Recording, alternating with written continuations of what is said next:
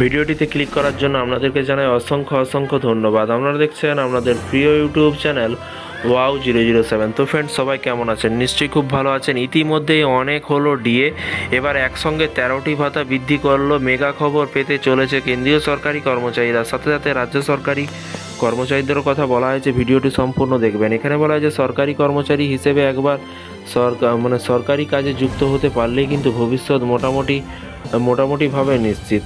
যে কারণে কিন্তু সরকারি কাজের জন্য কিন্তু বেকার যুবতীরা প্রতিনিয়ত এক জায়গা থেকে অন্য জায়গায় ছুটে বেড়ান। সরকারি কর্মচারীদের বেতন ছাড়াও বিভিন্ন ধরনের সুযোগ সুবিধা দেওয়া হয়ে থাকে।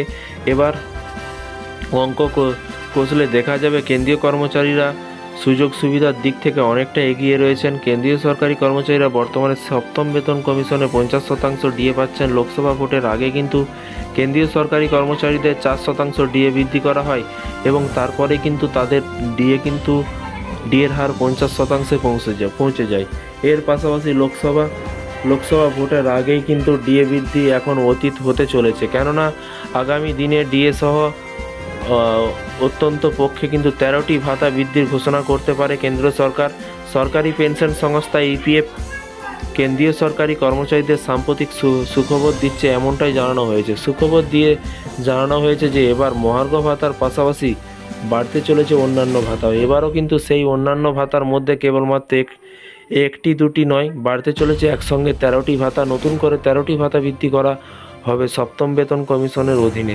কোন কোন ভাতা বৃদ্ধি করা হবে তা কিন্তু সম্পর্কেও কিন্তু আনুমানিক একটি তালিকা পাওয়া গিয়েছে এবং কেন্দ্রীয় সরকারি কর্মচারীদের মহার্ঘ ভাতা ছাড়া অন্যান্য যে সকল ভাতা বৃদ্ধির বিষয়ে জানা গেছে তা কিন্তু মূলত সপ্তম পে কমিশনের নিয়ম অনুযায়ী কিন্তু মহার্ঘ ভাতা 50%-এ পৌঁছে যাওয়ার ফলে কিন্তু অন্যান্য যে সকল ভাতা রয়েছে সেগুলি কিন্তু বৃদ্ধি পেয়ে অত্যন্ত পক্ষে 25% হবে। আর এর ফলে কিন্তু কেন্দ্রীয় সরকারি কর্মচারীদের বেতন অনেকটাই বৃদ্ধি পাবে, কেননা মহার্ঘ ভাতা ছাড়াও অন্যান্য ভাতা বৃদ্ধি পেয়েছে। কেন্দ্রীয় সরকারি কর্মচারীরা